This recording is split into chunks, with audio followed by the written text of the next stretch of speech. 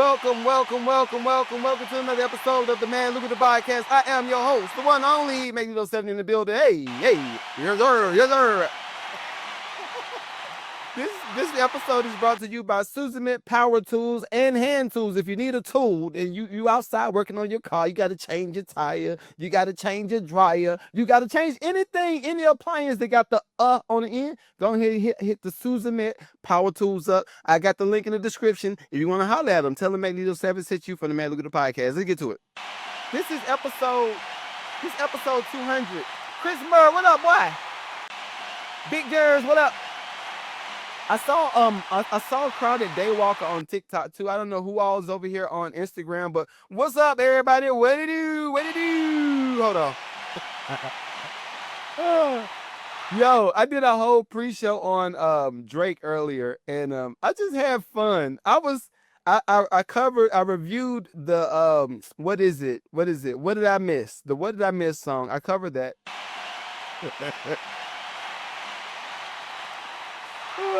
And if you do want to see the pre-show is on Patreon. All right, so everybody go to Patreon. Y'all can see the pre-show over there, and then independent artists, and I got a lot of other stuff over there. But this is what I think. Hold up, Pastor Seven. What up, Pastor Seven? Big Terry Cooper. What up? Yo, so I listened to the Drake song. All right. This is the thing. I listened to it. The name of the song is What Did I Miss? And I said, who's gonna tell them? Who's gonna tell them? Because if you don't know, I don't know. I guess I don't know. So I listened to the song, and I felt like the What Did I Miss song lacked luster. That was a nice little SAT word. All of my college professors be like, that's the easiest words in the world. I'm just saying, in this context, I never use it on this platform, so it's a new word, SAT word. I felt like the Drake song lacked luster. I feel like he's just dialing in stuff right now. And honestly, okay, I posted this on Patreon. I'll post it here too. I think right now, the best thing for Drake would be go take a break. Just go chill out for about a year or two. Don't be on IG showing your abs off. Oh, you know about the abs. Now I ain't gonna front. Okay, let's start a poll right quick. All of my dads, they got the dad bods. How many of y'all will actually etch your abs like Drake got his abs etched? And I was told that LL Cool J, K on the Lucrative Love said LL Cool J etched his abs too. I don't believe it. That is, LL has been like that guy for a long time, so I'm never gonna believe it. I'm not gonna believe it. But yeah, Drake doing too much right now. He's doing too much, and it was honestly. It feels like, you know how somebody will go to the party? Not a Diddy party either. I ain't talking about a Diddy party. But you know how people will go to a party and they overstay their welcome and they stay a little bit too long? I feel like everybody had got drunk at this party, whatever party Drake is at currently. Everybody got drunk and they left and he's still there. This is like, dog, go home, bro. Just go home for a little bit. You can come back. But just go home for a little bit because you're doing some questionable things. So, thoughts and prayers to Drake, man. Thoughts and prayers. Big Reg, what up? Oh man, but this was a pretty eventful week. I did talk about the Puff trial earlier this week, and I'm not gonna hash it out more today because I don't want to make this a long drawn out pod. Especially talking about that type of stuff. It was some other things that popped up on my algorithm and I want to make sure I addressed that's a little bit more, I don't want to say interesting, a little bit more important. Case in point, Young Noble, RIP, man, RIP. Young Noble. All of my youngins, I don't know if y'all know who the Outlaws are. The Outlaws is a group that Tupac brought out, right? They were dope. Y'all gotta, I'm gonna see if I can't play none of the records because I'm live now. But if this was on the pre-show on Patreon, I'd have played a few of the Outlaws records and then y'all would be like, oh, I know that song. I remember that song. Well, anyway, Young Noble self-transitioned. He self-transitioned. During, I would say men's mental health. It's a few days after. But it just brought up some points that I wanted to bring out, and then we can go ahead and start with the regular pod. Because I think we've still been overlooking the task of manhood, and we've been overlooking what it's like to have to deal with a lot of big stuff on a consistent basis. And I got a guest that's going to be coming on, multi Grammy winning, multi platinum selling. He got more than me, huh? More than me.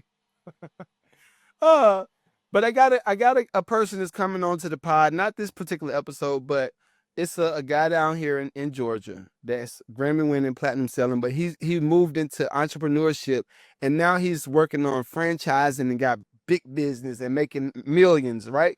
But he and we had a conversation, and I'm gonna bring it back to Noble. Maybe I won't, but he and I were having a conversation at the Atlanta Dreams.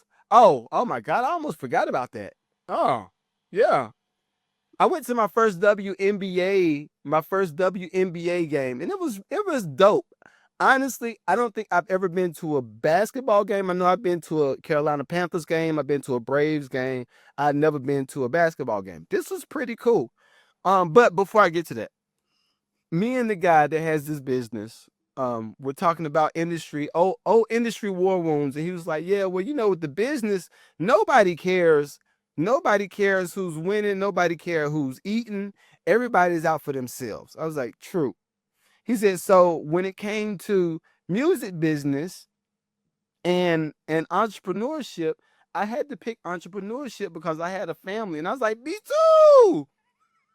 So we just started going back and forth, and he was just like, "Dude," he said, "Okay, how long you been in the business?" And this is why I like to talk to veteran producers. I like to talk to people that's been in the game for a minute, because at some point, and this is for my youngins, at some point you always have to do some type of pivot. The pivot always comes. You can't avoid the pivot. Case in point, he was telling me, he said, "Well, how long you been in the business?" I said, "About '07, 2006, 2007. He said, "Okay, so those are your placement season up until," I was like, "Well, 2011, 2012. He said, "Okay, cool. So we're in the same position." He said, "So you remember what those publishing checks used to look like?" I was like, "Yes, sir." And both of us we look at each other like, yeah. But then he said what started to happen is all of the checks got thinner and thinner and thinner and thinner. And instead of getting paid every quarter or every other quarter, you might get paid once a year for a song you did a few years ago. He's like, and for me, I started having to depend on people to okay the placement. I had to depend on people to say, "All right, you're going to be on this album. You're going to be on this album. We're going to pay you for this."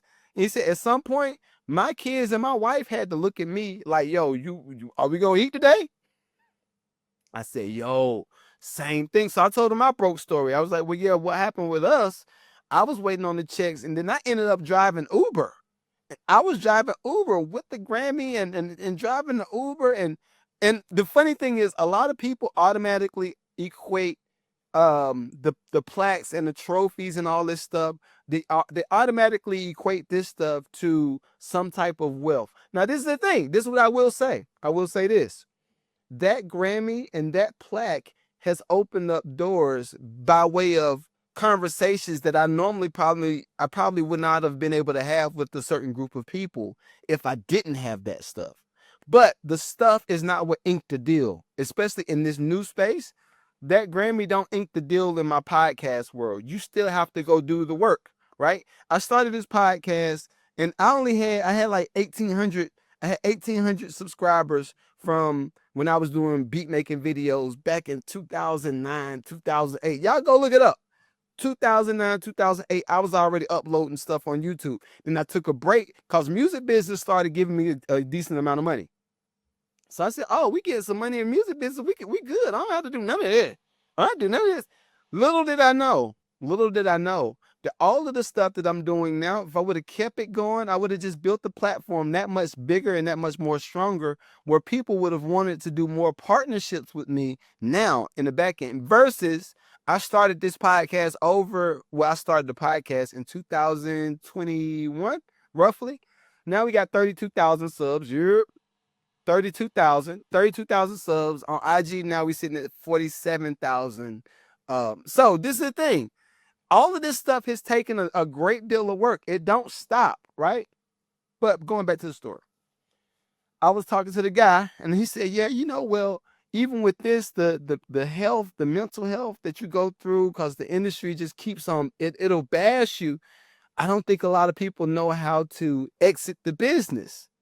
And that's why I brought up the whole Drake situation. I feel like somebody in his corner needs to let him know, yo, it's time to exit. Even if it's not a permanent exit. It don't have to be a permanent exit, because Drake will forever be Drake, right? Just like Puff will forever be Puff. Let's tell the truth. Tell the truth. Drake will forever be Drake, right? So if he just takes a break and go do some other stuff, I don't know, hell, go do a lifestyle show, or go flip some houses, or go do something else that allows people to see you in another light. So when you do bring music back to the table, you not only have already built the new platform that people know you for, but you still got the Drake brand. Why am I doing the Drake coaching call? I ain't giving Drake no coaching call. He already got it. People already know this. Maybe they don't. I don't know. But I think that's all Drake needs. He just needs somebody to be in that space and say, "All right, look, dude, I love the bops. You're gonna keep creating bops. But let's start venturing into this space, because this is how I look at it." And now this is something else. Now this is something else that I thought about as it relates to Drake. I don't know what deal he's signed with all of the labels. I don't know if it's all if it aligns to selling off his likeness, or if it aligns with like a big 360 deal. Like a big 360 deal for Drake could be like I say, if he does a network television show, and it goes to HGTV or it goes to DIY Network, and Drizzy on condos, right? Something like that. And he just goes in and help people flip condos in Canada. And everybody know, if y'all did not know, I'm gonna just put y'all on the game. Most of those shows where they flip houses are based in Canada. Most of the hosts from those house flipping shows come from Canada. The brothers, y'all know, I can't remember the twins. The twins come from Canada. A lot of them folk come from Canada. So flip some houses up there.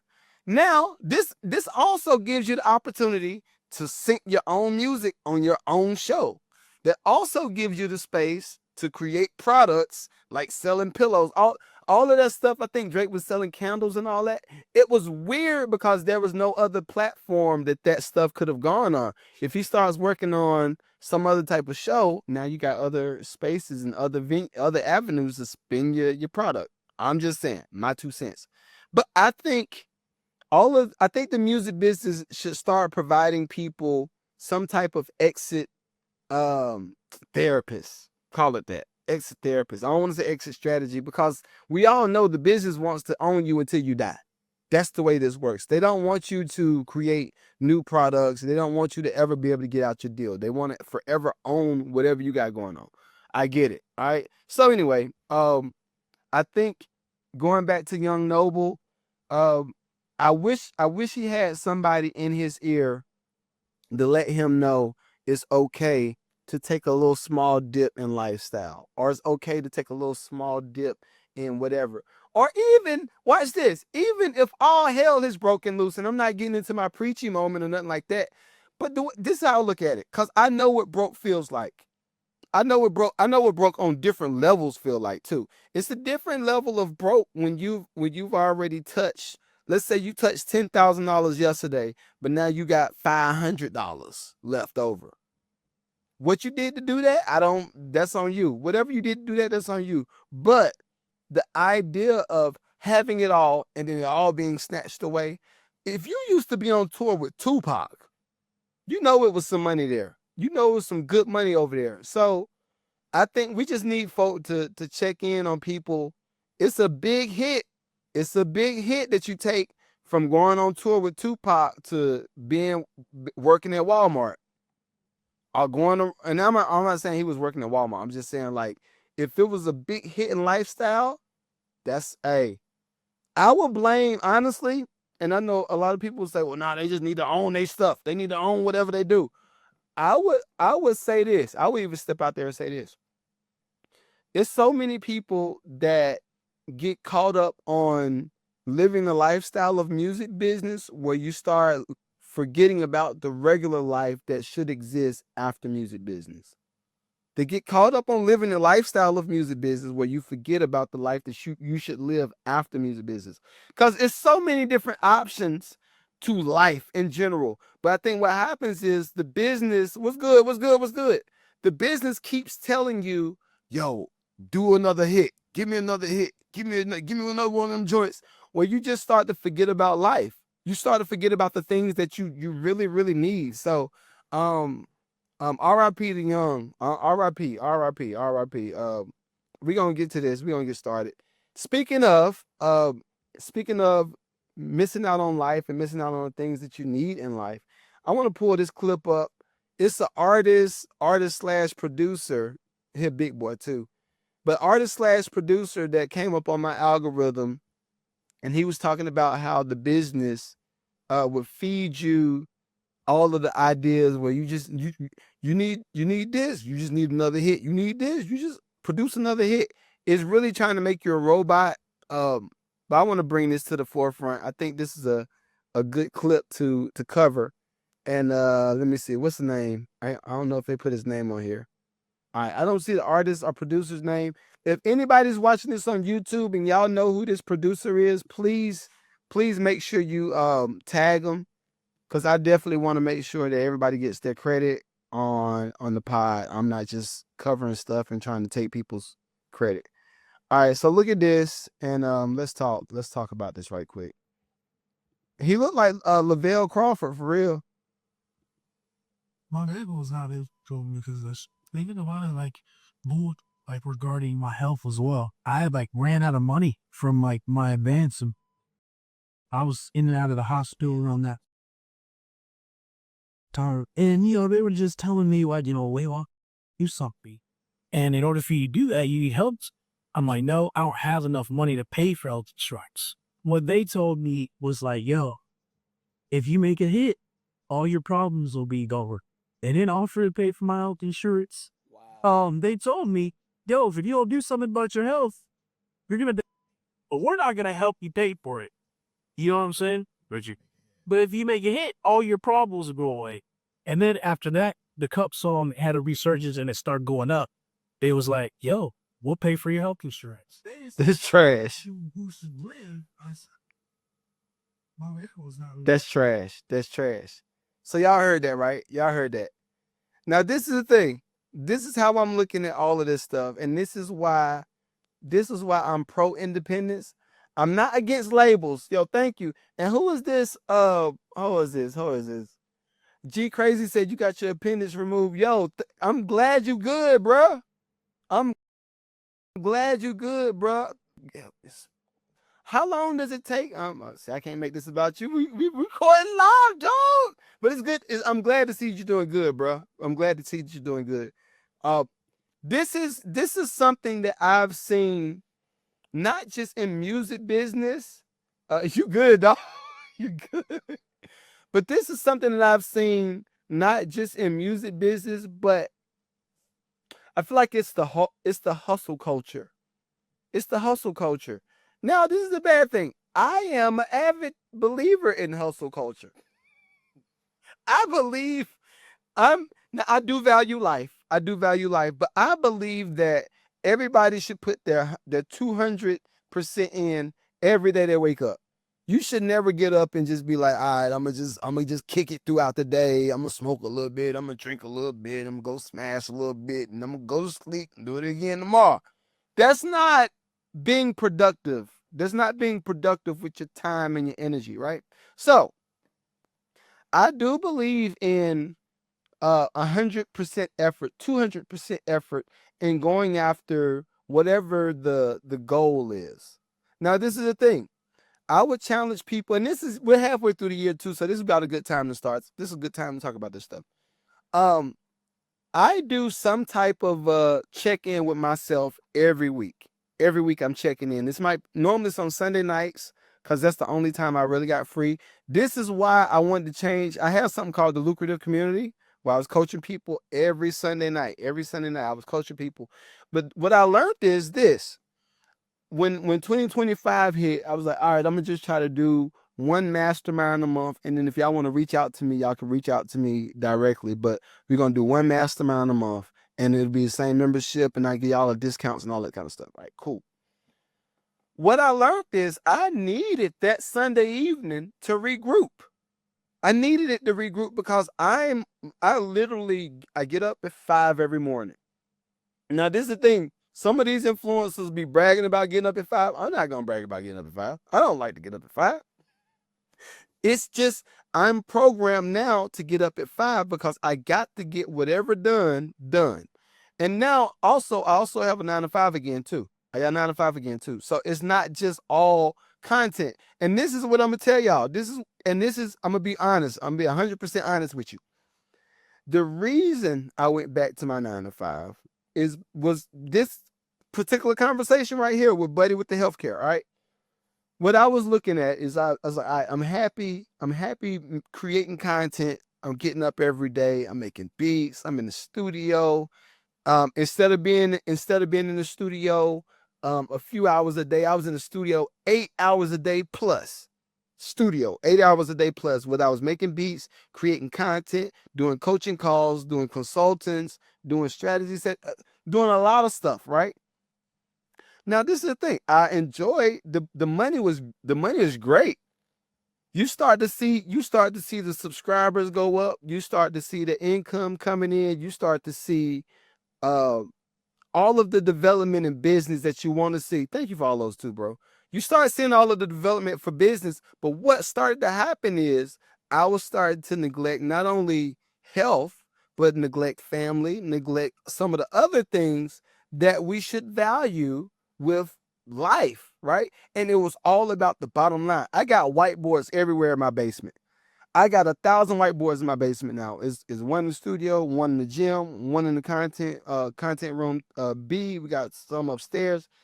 Whiteboards everywhere, right? Everybody in my family is focused on getting to the goal. But then as a leader, I was like, okay, I need to figure out how to get us a little bit of balance, at least a little bit. And I said, okay, what was starting to happen? And this is the catch 22 in being independent and being a content creator. I was having to pay roughly, let's put the number out there, $1,400 to $1,600 a month. $1,400 to $1,600 a month is what I was paying in health insurance. Just health insurance when I paid for it privately, right? Now this is the catch too. There's another catch. Every company, anytime something would happen with my daughters or my wife, whatever, if they had to go to the doctor, the deductible was ridiculous, right? They say, all right, well, yeah, Mr. Crawford, what you need to do, you need to make sure you get this, and you get here, and your deductible is only $500. I was like, well, wait, I'm paying, or your deductible is only $200. Like, okay, wait, I am paying you $1,600 to $1,400 a month. Why am I paying this high a deductible? They say, well, your association, you changed with different associations, you got, and it was just a lot of mumble jumble. But everything I was thinking, think about this, and this is what all of the people that's online, this is stuff they're not going to tell you. If you're paying for your stuff privately or independently, it's going to be more expensive, and you're going to have a high deductible. And not only that, you're going to get the trash insurance. So you paying $1,400 to $1,600 a month in insurance, and you got trash insurance. Put that together, all right? Now, who does that hurt? Who does that hurt on the back end? Because if you look at the entrepreneur, the guy that's running the business, okay, I gotta pay this bread, and that's bottom line. $1,400-$1,600 is bottom line. So look, watch this. Y'all know how content creators and YouTubers and everybody be talking about, oh yeah, we getting money over here. And I see some of you, I see a lot of y'all got some cases. And I've been saying this was like, yo, I would rather go the slow grind. I'm gonna go with the slow grind every day of the week. I could care less about fast tracking something. I don't, run the play. No. As soon as a content creator says, yo, all you need to do is run a play. That whole Navy Federal stuff that they were doing during the pandemic, run the play. Nah, no, I'm not going to run no plays. I'm going to get it the slow way so I can assure that my freedom is not going to be in jeopardy. That's how I look at this stuff. So anyway, imagine your bottom line being 1,600. You got to make that first. This is before mortgage. This is before power bill. This is before gas bill and gas in your car and car insurance and phone bills. And this is all before that. Your bottom line is 14 to 1,600. Now, if y'all don't think that's a lot, all right, cool for y'all. That's beautiful. I'm glad you're in a position. Hold on, let me give y'all a clap. Cause I know some of y'all capping, but I'm gonna see y'all a clap. But if they said that's what you get for this amount of money, okay, cool. I'm looking at my high paid hours. The highest paid hours for me is between the hour of 11 to around 2:30 in the afternoon. Those are my highest paid hours as a content creator, right? Whether that's me uploading stuff, whether that's me doing the consulting, walk, whatever on the content side. All right, 10 to 11 is my highest. 11 to 2 is my highest paid hours. All right, cool. I had to sit back and look at my timeline for not only retirement, because I do believe in retirement. I don't think nobody should work forever. At some point, you should be enjoying something that you work for. All right, cool. I said, okay, I can afford to trade my time from 7 to 3. I can afford to trade my time from 7 to 3 if I can create some type of automation system that allows the content to keep flowing. I.e., that's why I started jumping into the AI technology. And I'm giving y'all all of my game because this is, like I said, we're halfway through the year. I see a lot of people that's gotten sick. I see a lot of people that's trying to figure ish out. I'm here to help you do that. I'm here to help you figure it out. All right, cool. So I said, all right, halfway through the year, I can start to trade my time. And I went back in November. I went back to my 9 to 5 in November. Right? Nice 9 to 5, by the way. But I went back in November and I said, all right, look, I know y'all said y'all was short some people. I know y'all enjoyed me being in the office. And you got to know what you bring to the table too. Like, I am really, really good at doing my job. I am really, really good at order and leadership. I'm really good at this stuff, right? So I said, all right, I'll come back. And then they said, well, look, if you willing to come back, we'll bump your bread up. We give you extra $10,000. I said, ooh, sweet Jesus. Young Jesus. They said we'll give you extra money because now it's a bump from when you left. When you left last time, we had to do some type of adjustment with the pay. So now we had to bump it up. I was like, yo, this is fire. All right, cool. That's that. Now, just for me going back to the 9 to 5, it allowed me to pay, I think about $200 comes out of each check. That's not a lot of money. 200. Watch this. About $200 comes out of each check. And that pays for me, my wife, and my 2 daughters. There's 4 people on insurance. When they go to the doctor or they go to the hospital, they say, oh, you got the best insurance in the world. Your deductible was like $20. Or better yet, depending on where you at, if they go for like eye doctor, and this is stuff, like I said, this is the stuff that we got to think about this stuff. We got to think about it. I don't care if you're 20, 30, or 40, or 50. You got to think about this stuff. You can't wing it. I don't have nothing against how I grew up, but a lot of the people that grew up in the hood, and I'm not saying I grew up in the hood. My mom did a great job, right? My mom did a great job. So I have to reference what I'm about to say by saying this first. Did a great job. But when it came to certain health things, when it comes to dentistry, when it comes to eye doctors, doctor's visits, a lot of the times when you grow up with a little bit lesser than, you sacrifice being able to go to the doctor for the entrepreneurship. That sounds stupid. You sacrifice being able to go to the doctor for entrepreneurship. For me, that'll never because I've had to do so many things in the health category where if this one little thing would have just been set up in place, we wouldn't have had this issue over here. So we halfway through the year. Halfway through the year. I want to make sure everybody that's been doing content, yo, make sure you good on your health.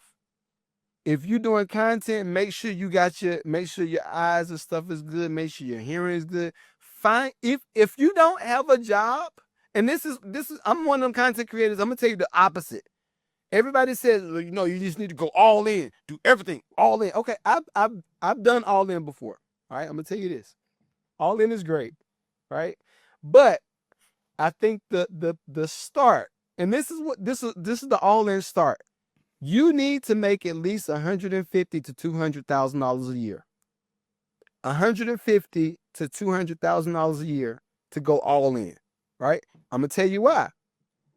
If anything happens with anything, whether it's health, I just told y'all about replacing all of my stuff. I had to buy a dishwasher, stove, an oven, a refrigerator, and a dryer. All this year, in a matter of 2 months, 3 months, I had to pay for all this stuff, right?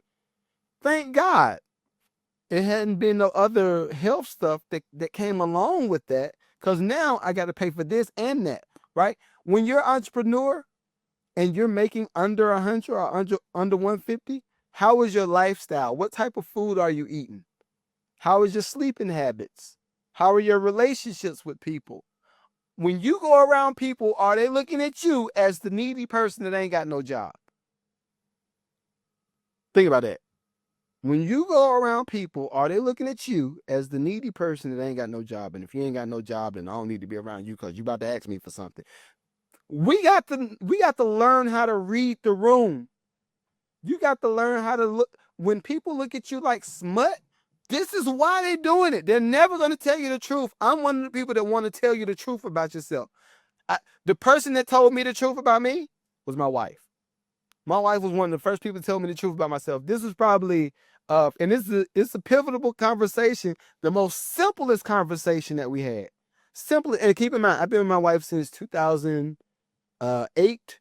We got married in 2010, 2011. We got married. So we just celebrated 14 years of marriage, right? In June 18th. Conversation we had years ago. Long time ago. I would say, yo, and I'm from the church too. I said, I need to pray. I need to make sure I pray about getting some money. I got to pray about this. She said, why are you praying about anything? Go get some money. Go get a job.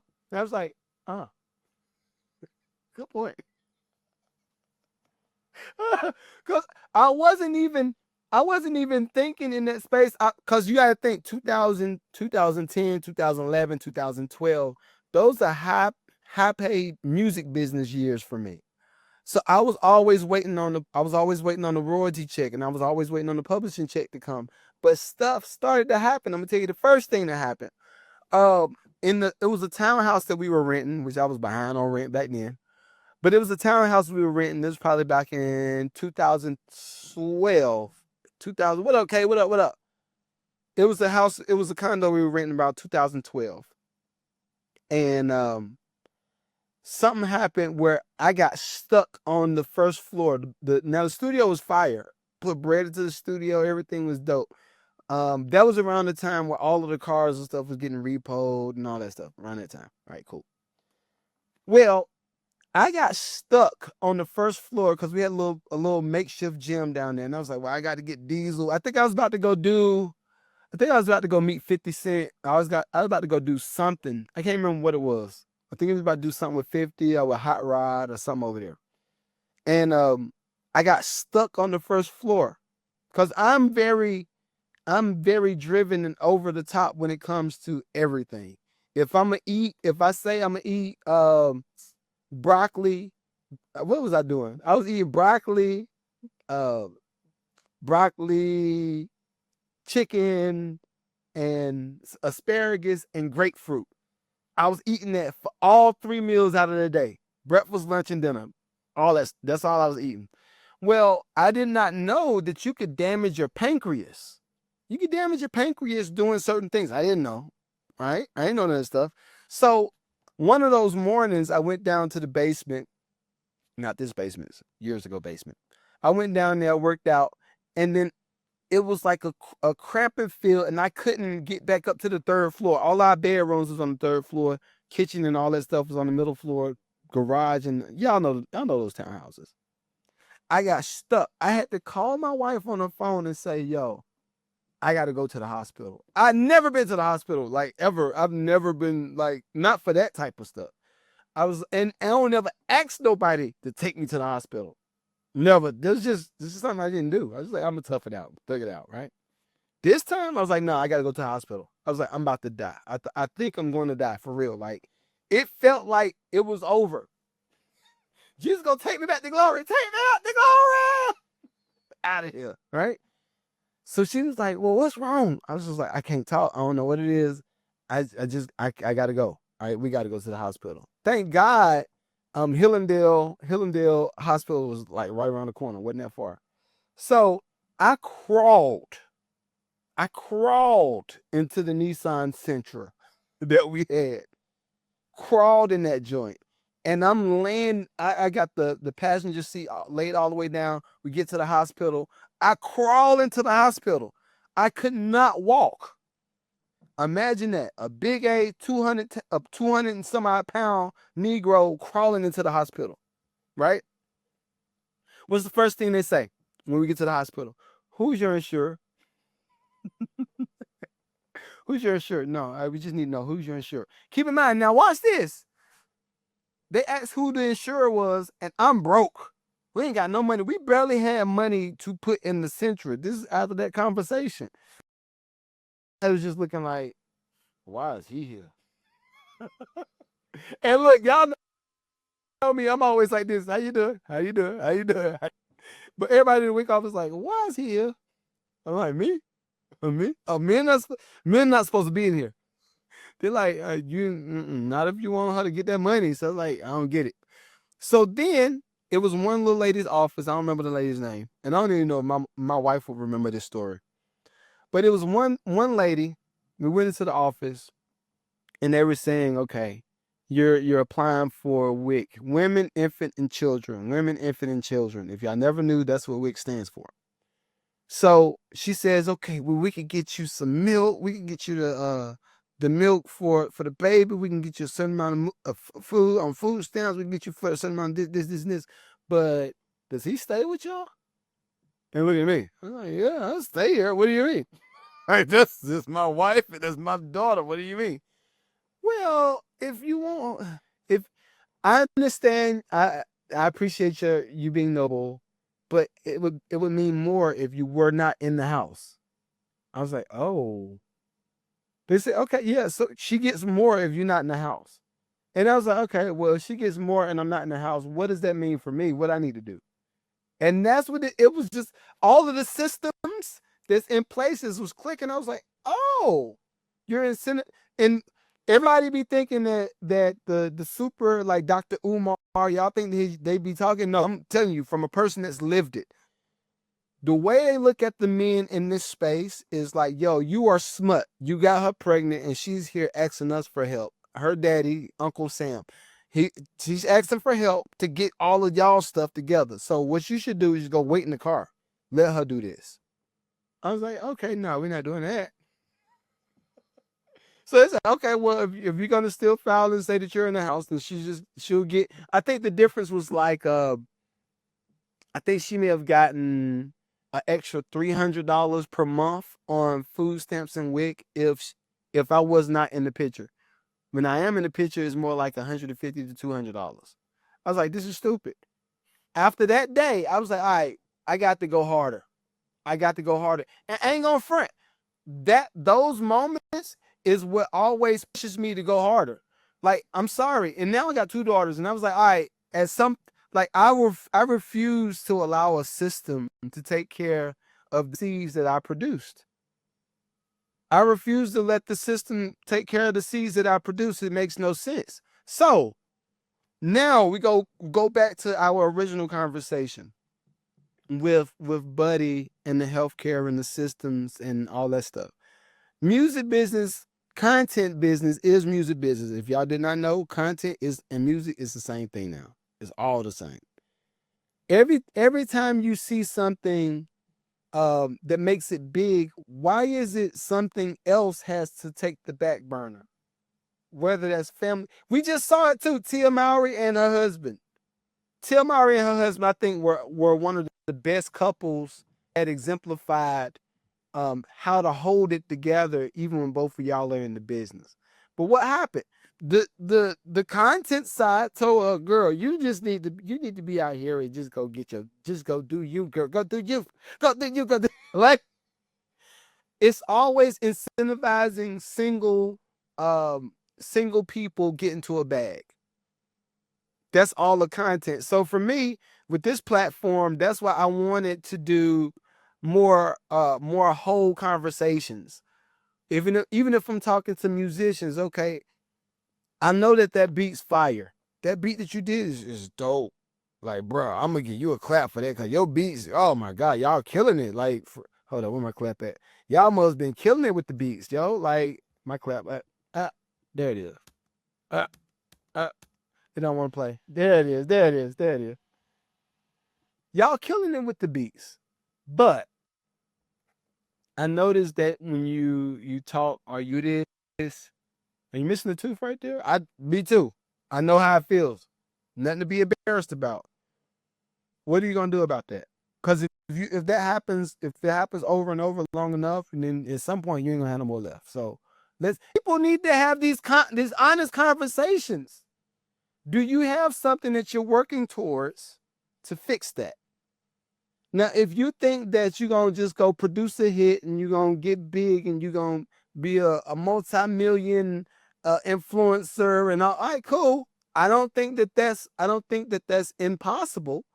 But until you get there, let's work on working these things out. How's your finances? Okay, you don't know nothing about that. All right, cool. We need, you know what I mean?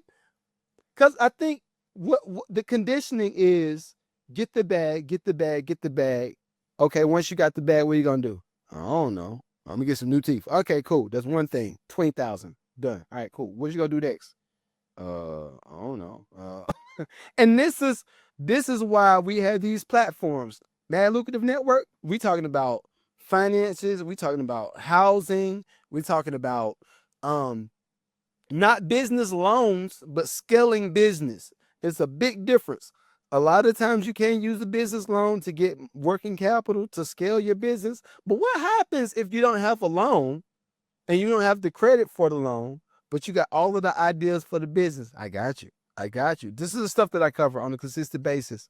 Hopefully y'all enjoyed today's show, man. Told y'all wasn't gonna be no long one. Told y'all wasn't gonna. After we hit 200 episodes at 201, I was like, nope, we're not gonna be doing hours and hours and hours. Nope, nope, nope, nope, nope. But if we got any questions in the chat, or y'all got anything that y'all want to talk about, let me know. I guess while I'm waiting for people, we now have a deal going on where we're going to be selling ad time on all platforms for a certain amount, right? And I'm not going to give y'all the amount, but we're selling ads on all platforms right now. I have personally, we got Yummy Language, we got the Mad Lucrative Podcast, we got Lucrative Love, we got beat making sessions. That's more specific, and then we got my wife's page. It's 100,000 some change. We have a lot of deals going on where we're selling ad time or sponsor time. So if you want to get in with that, make sure you send me an email to Mad Network Ads. Mad Network Ads. Mad Network Ads. Let me see. G Crazy says, got any tips for starting to make money from selling beats? Sure. So if you want to start making money from selling beats, I would tell you. Now this is the thing. Are we talking about making money over a long period of time, where is money consistently coming in, or are we talking about money like quick hits? Are we talking about the quick hits or the overtime money? Because this is two different options. If you're talking about the quick hits, I'm gonna tell you to do the whole, and I don't even like to do it personally because I'm just more of an elitist now. I just don't like to do it. Either one. Okay, cool. If you want to make money from selling your beats, I would encourage you to Make sure all of your stuff, your preliminaries is set up first, right? Publishing company with ASCAP or BMI. That's the basics. Publishing company with ASCAP or BMI. And writing with ASCAP or BMI. Set that up first. Start creating content. Every time you create content, every beat that you post the beats, post clips, post snippets of beats, but not just the beat. The still shot beat thing is dead. That don't move people no more. You got to show people you making the beat. Do the call to action on the beat making videos. Every time you post a beat, you say, okay, comment big ones, right? Comment big ones if you want this beat, right? And then the first time you start getting into it, do a buy one get one free. Do a BOGO for the first sale of the beats, right? Now start getting people to create more content around those beats that they just bought from you. Actually, what you could do, I don't know what type of sound you got. You could get a beat, just post a beat on social or a group of beats on social. Say, I'm gonna do a beat series. I'm just giving you some game, right? Just giving you some game. Say I'm gonna post a beat every day on socials, and then tag the top 5 independent artists that you think could kill this beat. I do some of this stuff still, but I changed up my routine a little bit. After you do that, sign up for something called mini chats. Write it down. I'm giving you the game. Sign up for something called mini chats. Mini chats. What mini chats does, it catches all of your traffic and it does all of your call to actions in one bang. So all you got to do is post, and as soon as you make the post and you say comment bad beats or big beats or fire beats, as soon as the people comment fire beats underneath that post, then your mini chat is going to respond to them in the inbox. Once your mini chat responds to them in the inbox, now your lead system is starting to be generated. The lead system is going to push them to whatever you got the automated system going to. So if you got a beat site, and this is why I do master classes too. So this is just like a penny worth of master class that I'm giving you right now. Once the mini chat starts to tap into, hey, what's going on? Once the mini chat starts to tap into the comment section on your beat post, now it's gonna send them to the beat website. Once it sends them to the beat website, now you need to have another system that allows the people to say, okay, I'm gonna download this beat for free, but I'm gonna buy this beat. It don't matter if they create 1,000 emails, because I seen people do this, and y'all think y'all be slick, but I see y'all IP address. Every time y'all do it, I see it. What people will do is they'll create a second email. They'll buy one beat, and then they'll get one free. Then they'll create another email, buy one beat, get one free. But guess what? You're still collecting money off of the sale of the beat. You're still collecting the money. But also, since they're buying 2 at a time, now you're getting more of your repertoire out there in the streets. So now, if you group your social media platforms of you creating music, along with your automated system with AI, along with the lead system that you're generating from the website, from the beat website, now you're gonna make money back to back to back.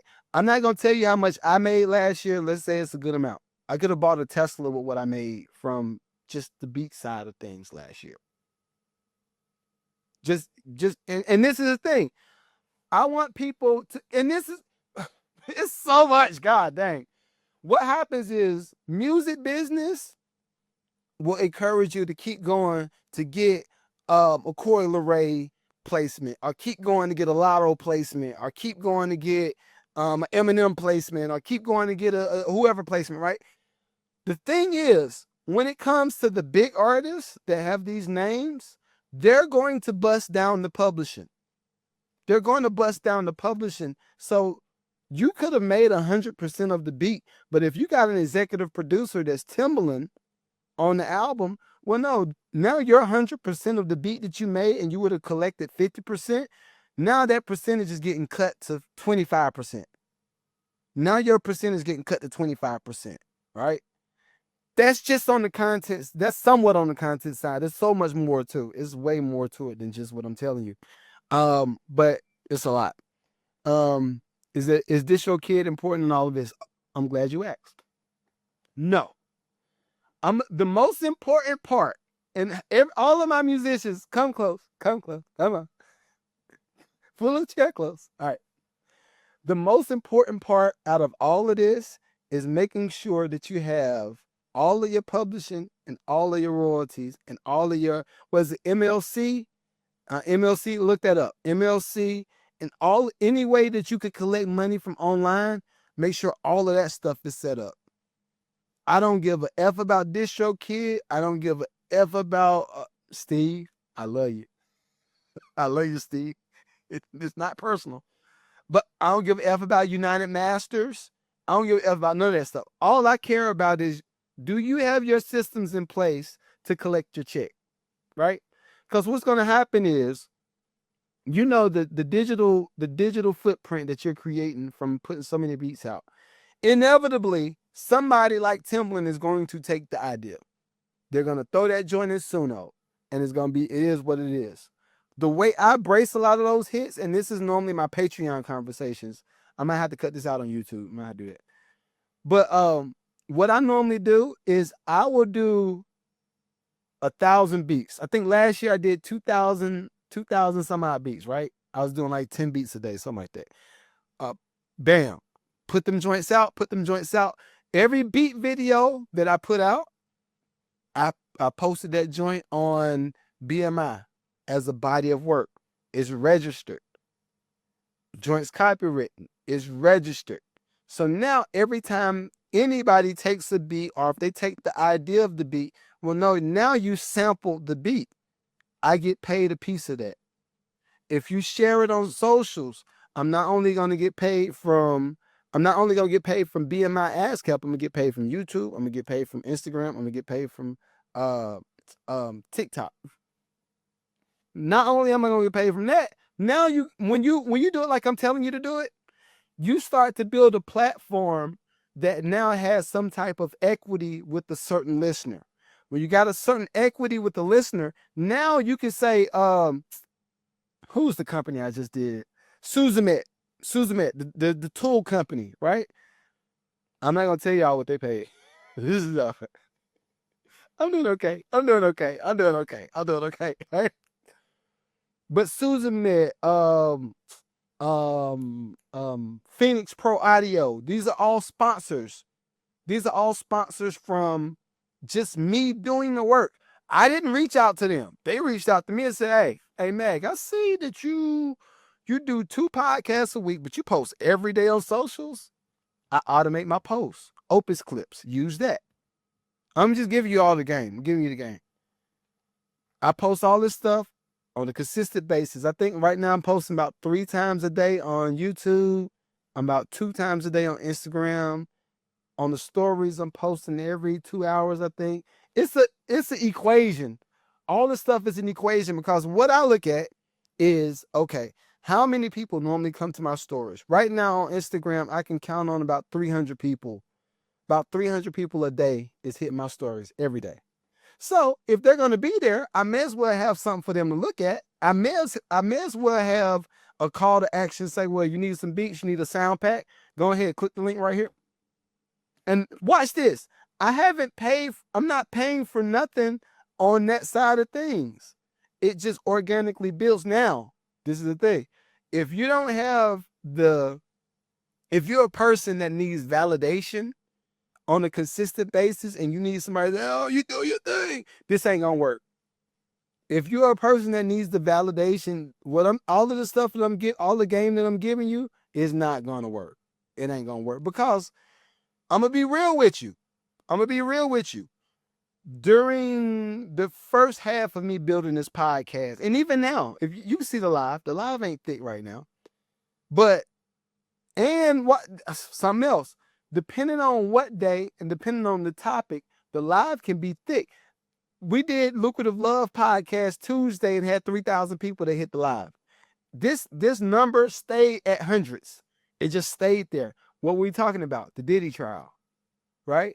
All of this stuff, it's just different. But you have to understand, are you building a platform for sustainability? Are you looking for the quick hit? If you're looking for the quick hit, okay, cool. I'm gonna tell you a whole different thing. Go hit all of the DJs. Go do all of the playlists on Spotify. It's gonna cost you about $5,000 or $3,500 to $5,000. Do all of the playlists. Once you do all the playlists, go to all the networking events. All the networking events are going to contain most of the DJs from those Spotify playlists. Link up with all the artists in that room and attempt to sell the beats to those people directly.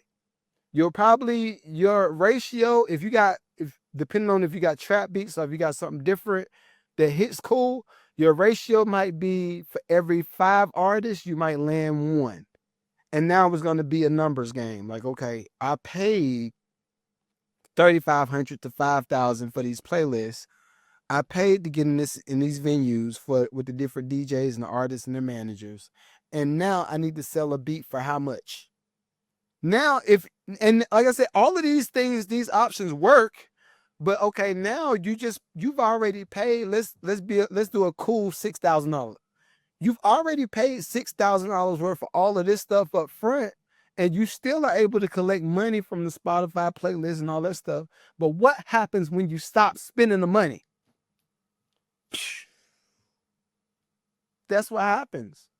And that's why this is why I always get on the artists to say, yo, stop promoting the Spotify playlist. Stop bragging on that. Do everything independent. When I say independent, create your website.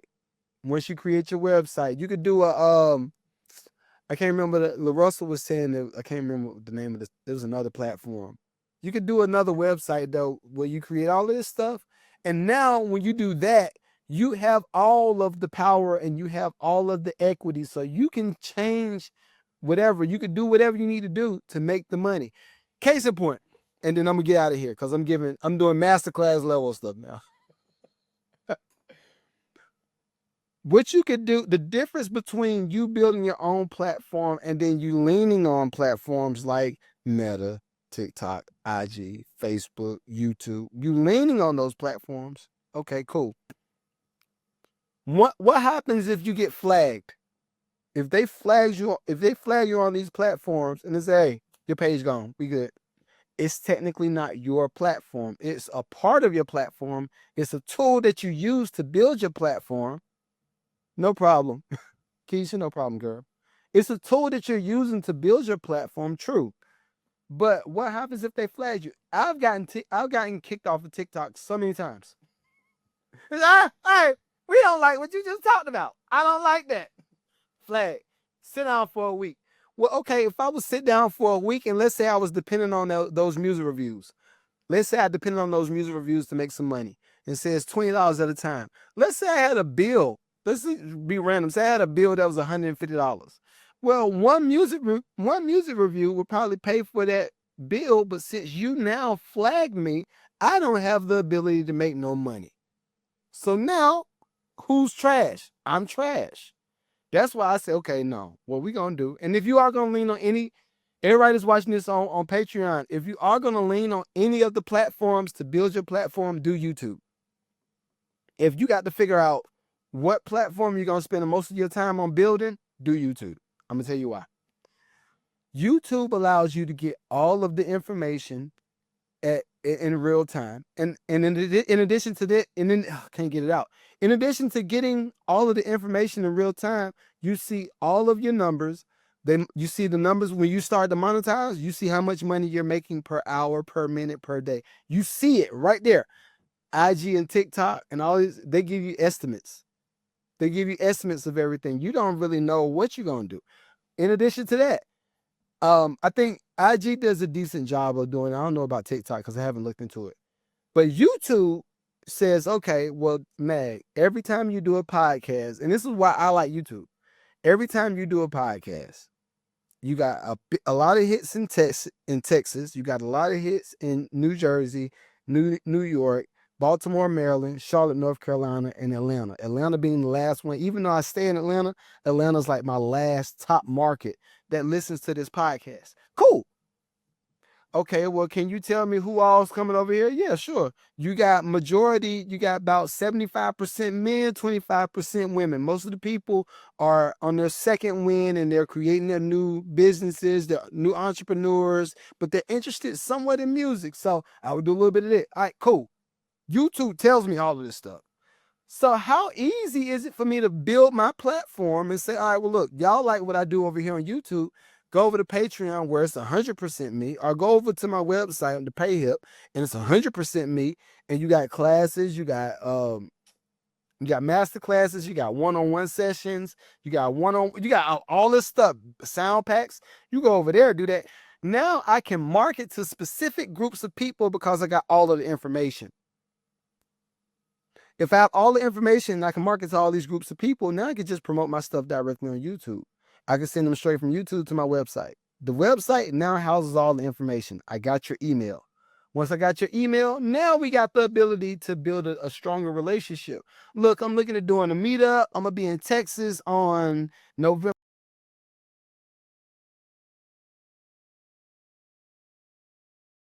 8th through the 10th. Would you like to link up? We could do a stu session. We could talk about business. I could give you some advice. I could do all of this stuff. YouTube tells me everything I need to know. I don't have to guess. Guess what? I can start promoting to that specific group of people at a specific time for the first 3 weeks before I do the event. What's the chances of me packing out that event? High. Very high chances. Versus if you go to Spotify, they'll say, oh, you got 1,000 people in the US. You got 1,000 people in Europe. You got 1,000 people in Africa. Okay, what parts? Are we talking about Ghana? Are we talking about Paris? Are we what parts? Well, that's for us to know. And then watch this. This is the one last thing. I can talk about this stuff for hours. But one last thing.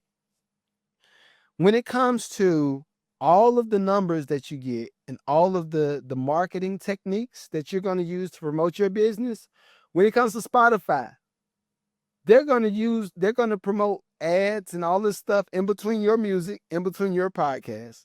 They're going to promote all of that. They're going to get the revenue from the ads. And guess what? They're not going to pay you nothing. Spotify don't do no profit sharing when it comes to ad revenue. YouTube does do profit sharing when it comes to ad revenue. Case in point, and we got to get out of here because I'm way over now. If you have a podcast, like right now, I'm talking about business, right? Talking about business, sustainability, all that stuff. Cool. It would be so easy for a company to say, okay, well, this particular episode with Magneto 7 on the Mad Lucrative Podcast, he's talking about health insurance and musicians having their finances together. We're going to go ahead and run an Aetna insurance commercial in between this. Are we going to go ahead and run diabetes commercial? We're gonna run some commercial pertaining to health on this podcast, and then if he gets a certain amount of people to buy our product, we're gonna do a little bit of kickback. We're gonna give him a little bit of money for bringing these customers over here to us. And guess what? That's what the AdSense check comes from. Profit sharing. But not only that, when you have your own platform, somebody like I have a few local businesses that comes to me and I promote it on this podcast. Safe Tire Auto is one of them. Safe Tire Auto is right down Lawrenceville Highway. They say, look, you can bring some people to over here. How much is that worth? I say, give me $500. They said, oh, $5? That's it? When I went to the news station, they said it was going to be $2,000 for a 30-second ad. You going to charge me $500? I'm going to charge you $500 for the month. How about that? About $115 a week, something like that. How does that sound? Oh, yeah. And they're going to sign up every time. Why? I have something of value that can benefit these people over here. If you can do the two, you got to do the two, but it's a slow grind. Ain't gonna front. It's a slow grind. So hopefully y'all enjoyed today's show. I enjoyed bringing this to y'all. I enjoyed it. And if you did enjoy it, please make sure you subscribe to the Mad Lucrative Network on YouTube. And then if you like these conversations, because I don't do these on YouTube all the time, go ahead to the Patreon, huh? Hit the Patreon, hit it up. All right, but anyway, I'll see y'all. All right, see y'all. Bye.